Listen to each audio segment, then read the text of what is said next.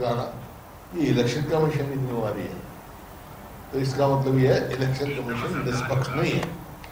और जब सवालिया निशान उठ जाते हैं इलेक्शन कमीशन पर तो उसको जवाब देना चाहिए, उसको चुस्त दुरुस्त होना चाहिए, क्योंकि ये इलेक्शन कमीशन जो है प्रजातंत्र का रखवाला है। यही अगर इसकी क्रेडिबिलिटी खत्म हो जाएगी तो प्रजातंत्र को खतरा है। जो जिस संविधान के मुताबिक इसकी वजह से हम प्रजातंत्र हुआ देश, उस संविधान को खतरा है। तो कांग्रेस संविधान को बचाने के लिए हर प्रयास हर वो करेगी। हुड्डा साहब, आपने इससे पहले जब चुनाव हुआ था, जब रिजल्ट आया था, नतीजा आया था, तब आपने कहा था कि मशीन में मैनिपुलेशन की गई है। अब वोटर लिस्ट की बात आ रही है, तो वोटर लिस्ट कांग्रेस को लगता क्या है? इलेक्शन प्रोसेस की बात है।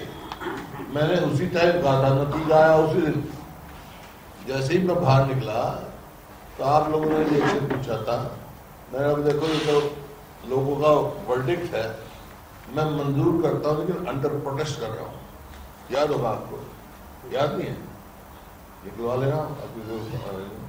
और मशीन की बात ये देखो ना, ऐसा ये वोट परसेंटेज चेंज हुआ है।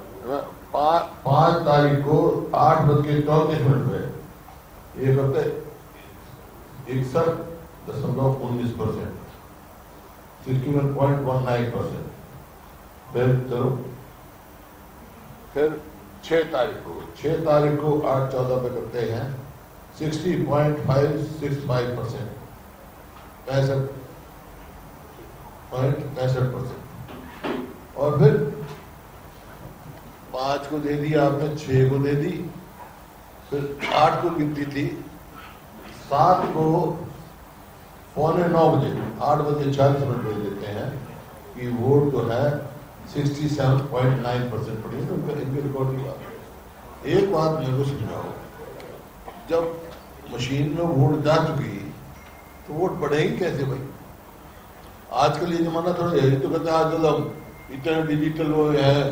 अब भाई आप यहाँ से बैठ के चांद में अपने रॉकेट का दरवाजा खोल लेते हो, तो ये 3 दिन तक नहीं पता लगेगा, गिनती बढ़ती रहेगी। तो ये इसमें किया तो सर बीजेपी का कहना है तो कांग्रेस के एजेंट क्या कर रहे थे?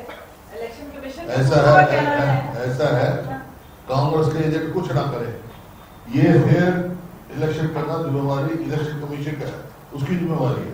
उन्होंने एक कब कहा कांग्रेस के एजेंट करेंगे या करेंगे, या सपोज टू इसका मतलब एजेंट ना हो तो भर्ती से इसका कर देंगे, फिर तो प्रजातंत्र खत्म हो गया। जिम्मेवारी जिस संस्था की जिम्मेवारी होती है उसकी जिम्मेवारी। कोई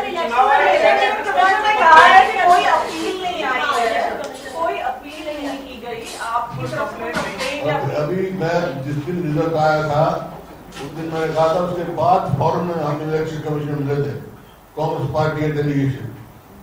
तो उन्होंने कहा जी क्या इसका सब आधार का, उन्होंने कहा अभी करा लो, बैलेट में करा लो, रिजल्ट आ जाएगा। इलेक्शन कमीशन को हम कंप्लेंट करके आए, कोई उनका रिस्पॉन्स नहीं आया। नहीं, अभी इतनी बड़ी लिस्ट जो आई है, इसके बाद कुछ करेंगे आप कंप्लेंट वगैरह? क्योंकि राहुल गांधी ने भी जो पूरा डाटा दिया है कि कहीं फर्जी वोट बने हुए हैं, कहीं इसके बाद कोई कंप्लेंट है उनका नहीं। इसके बाद कंप्लेंट करेंगे, इलेक्शन पिटीशन है वो तो अलग बात सब्जेक्ट है। लेकिन अब हमारा काम, मैं ये नहीं कह रहा भाई रिजल्ट आ गया, हमारा काम है पब्लिक अवेयरनेस का, लोगों को जागरूक करने का, वो हम कर रहे हैं। क्योंकि ये इसमें कोई शक की बात नहीं रहेगी कि वे इलेक्शन कमीशन की जो है क्रेडिबिलिटी डाउटफुल है। और मैं उस दिन भी कहा था, आज भी कह रहा हूँ, एक समाधान उसका ये है, बस बहुत चीजें चाहिए उसमें, रिफॉर्म बहुत चाहिए। एक ये भी है कि बैलेट पे इलेक्शन हो। आप पिछली हरियाणा के 5 रिजल्ट मिला के देखो, हरियाणा में उसी की सरकार बनी है जो पार्टी पोस्टल बैलेट में जीती है। अब ये पोस्टल बैलेट में 90 में से 73 में हम जीते हैं, 17 में बीजेपी जीती है, पर यहाँ 37 आ गई। तो सर बीजेपी बार बार ये कहती है कि जहाँ उनकी सरकार है वहाँ भी कभी भी वो ये बात नहीं कहती कि वहाँ वोट चोरी है, जहाँ बीजेपी जीतती है वहीं क्यों कहा जाता है? किसकी सरकार है? जहाँ पे मतलब तेलंगाना हो गया, हिमाचल हो गया, कर्नाटका हो गया, यहाँ पे वो नहीं कहते हैं कि वोट चोरी। कर्नाटक में कहते हैं कि कर्नाटक में तो एग्जाम्पल दिया राहुल गांधी ने, कर्नाटक से शुरू किया आपने। सर जो बीजेपी कहती है मैं वो आपको बता फिर माफ करना, आप पूरा पढ़ते सर जो बीजेपी आप कर्नाटक का नाम दे, कर्नाटक में वो सर जो जगह ब्राजीलियन मॉडल है जिस पर आरोप लगाया है उनका वो खुद भी सामने आई है। वोट चोरी रोकना चुनाव आयोग की जिम्मेदारी है, भूपेंद्र हुड्डा कहते हुए नजर आए। हमारा काम लोगों को जागरूक करने का है, हम लोगों को जागरूक कर रहे हैं। वोट चोरी रोकना चुनाव आयोग की जिम्मेदारी है।